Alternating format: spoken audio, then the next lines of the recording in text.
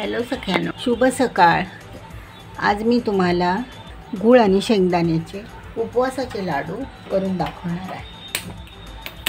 आता आपण पहिले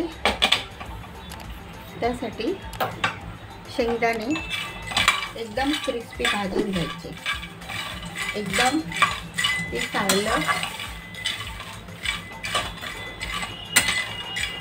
सालं अशी तडतडतात। मग समजायचं आपले शेंगदाणे उपवासाच्या दिवसाचे आहे की नाही म्हणून। तर एक 5 ते 7 मिनिट भाजायला लागतात। शेंगदाणे कुरकुरीत व्हायला पाहिजेत ना, ते क्रिस्पी, करपले नाही पाहिजे। करपले तर मग त्याचं हे जातं, टेस्ट निघून जाते, कडवटपणा येतो।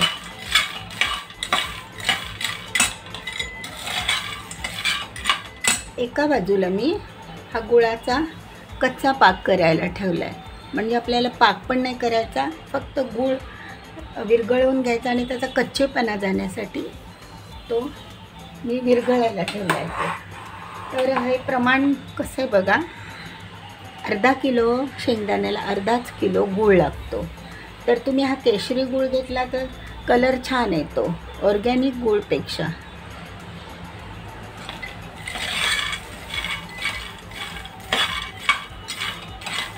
आता आपल्या गुळाचा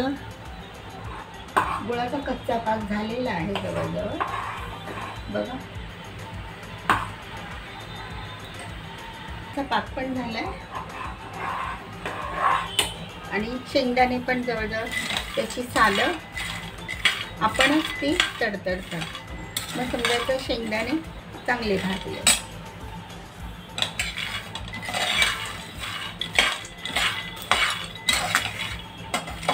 एक 5 ते 7 मिनिट लागतात शेंगदाणे भाजायला।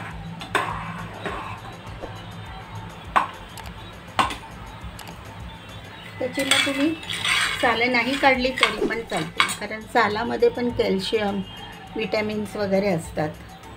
तर त्याप्रमाणे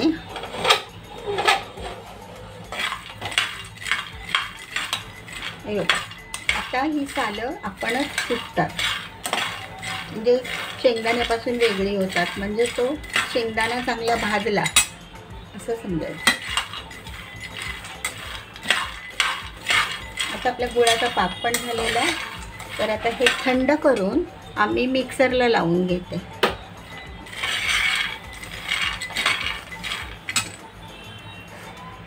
आता आपण हे शेंगदाणे मिक्सरला लावून घेऊया। जास्त बारीक नाही करायचे।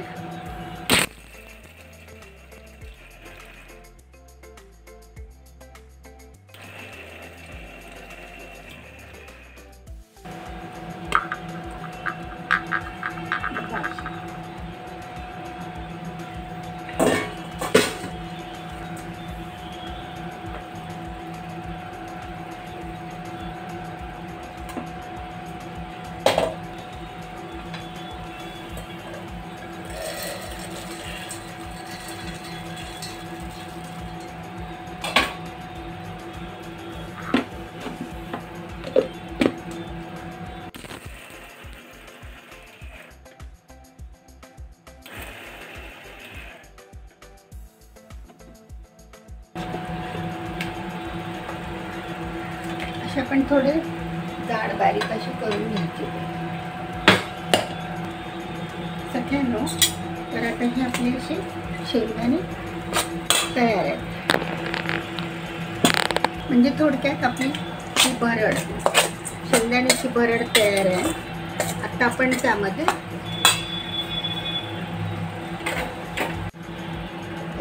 सगळ्यांनो हा गुळाचा आता कच्चेपणा गेलेला आहे आणि तो आता थोडासा असा चिकटपणा आहे त्याला, हे बघा, म्हणजे आपण वळू शकतो असे। तर आपण काय करूया, ह्या गाळणीने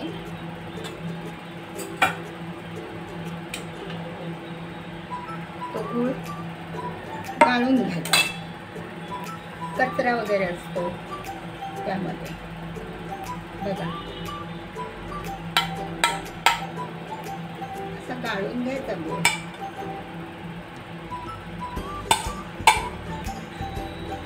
गुळाचा कच्चा पाक जो म्हणतात तो करायचा, पक्का पाक नाही करायचा. असा कचरा निघतो ना गुळामध्ये, बघा किती कचरा आलाय.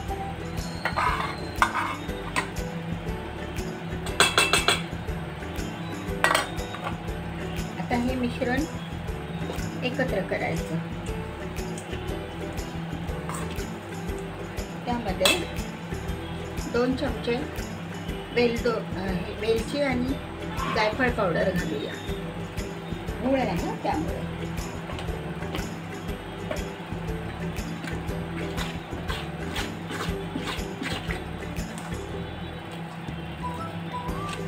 हे गरम आहे, थोडंसं थंड व्हायला लावते. थोडंसं थंड झालं की मग दाखवते लाडू. पटकन होतात. सध्यानो आपलं हे सारण आता तयार आहे. ताटाला तूप लावलेलं आहे आणि थोडासा आपण करून बघायचा लाडू. हे बघा वळतो की नाही. आपण आता लाडू बनवून घेऊया. तो तुपाचा हात घ्यायचा. पाहिजे त्या साईजमध्ये आपण करायचे. छोटे मोठे असे, जास्त मोठे नाही करायचे. असे तिळाच्या लाडूपेक्षा बरेच लहान.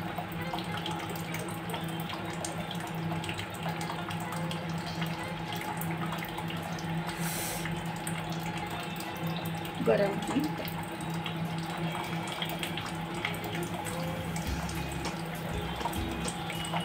असे सुंदर लाडू येतात बघा.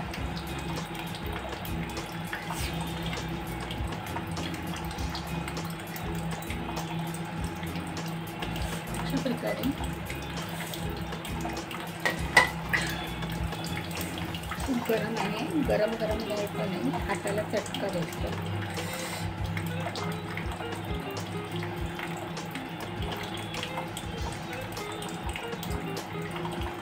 थोडंसं थंड होऊन द्यायचं,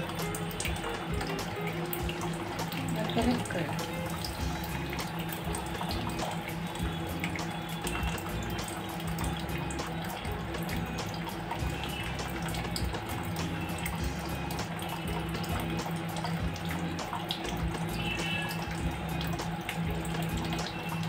थंड सारण झालं तर आणि वळता नाही आले तर थोडंसं गरम करून घ्यायचं परत.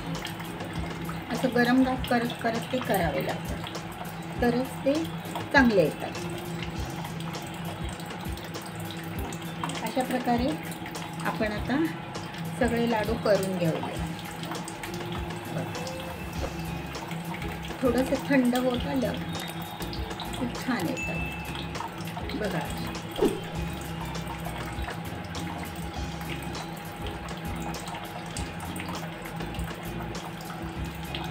एकदम गरम गरम ना, हाताला सोसत नाही ते.